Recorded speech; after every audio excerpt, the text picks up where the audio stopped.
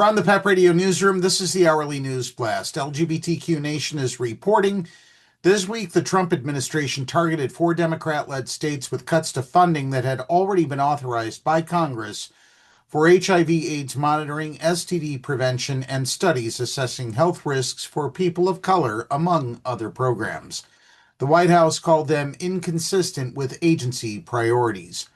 The funds are administered through the Centers for Disease Control and Prevention and total roughly $600 million. Now the 4 states, California, Minnesota, Illinois, and Colorado, are suing the administration for reinstatement of the funds, beginning with seeking a restraining order to stop the cuts from taking effect. The lawsuit asserts cutting the previously authorized funds is illegal and would irreparably harm the states.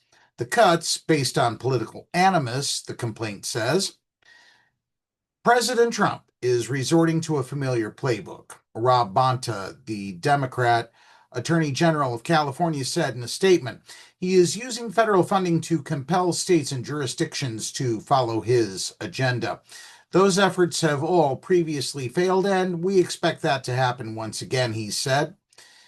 The president is really interfering with the constitutional right of Congress to have the power of the purse. There have been countless lawsuits. John Peller, president and CEO of AIDS Foundation Chicago, told ABC Chicago, "It makes tremendous sense to be investing in HIV prevention programs if the concern is about saving money," Peller said. Among those named in the suit is Russell Vought, head of the White House Office of Management and Budget, who was a prominent author of Project 2025 and has been instrumental in advancing the Heritage Foundation's far-right Christian nationalist agenda in Trump's second term.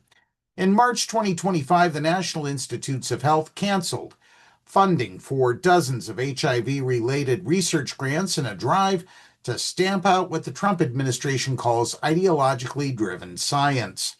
Among the latest cuts are $1.1 million for HIV surveillance in Los Angeles County, $876,000 to California universities to address reducing social isolation among older LGBTQ adults, $371,000 to focus on engaging Latino and African American men who have sex with men in Colorado, $7 million for the city of Chicago to study populations that are disproportionately affected by STDs, and $5.2 million to Lurie Children's Hospital of Chicago to increase use of PrEP among Black cisgender women.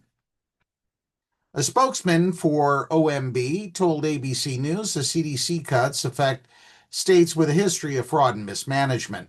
The same 4 states, as well as New York, were targeted by the Department of Health and Human Services when it moved just weeks ago to halt $10 billion in social services and child care funding, alleging the money is being misused. A lawsuit against those cuts was filed in response. Matthew Rose, senior public policy advocate at the Human Rights Campaign, said cuts to HIV funding could reverse hard-earned gains made against the virus that causes AIDS. We are on the precipice of truly transforming the way that prevention has happened, Rose said. They're like, no, let's pull up all the roots. You're looking at billions of dollars getting spent on HIV, he said. None of the other HIV organizations and private companies have that kind of money to put into that kind of space. They can't make up for that gap that we worked so hard for that federal money to do. Rose also noted the irony of Trump launching his own program in 2019 to end the HIV epidemic in the United States by 2030. The successive waves of funding cuts and grant terminations seem to contradict that goal, he said. And that's the News Blast for this hour. If you are watching our news videos on YouTube, please be sure to subscribe to our channel. PEP Radio is available on the Live 365 app, the PEP Radio page at paequality.com, Roku, and Alexa. Pennsylvania Equality Project is conducting its housing survey for 2026. For details, visit their website at paequality.com. Up next, we have the Meadville area weather forecast here on PEP Radio.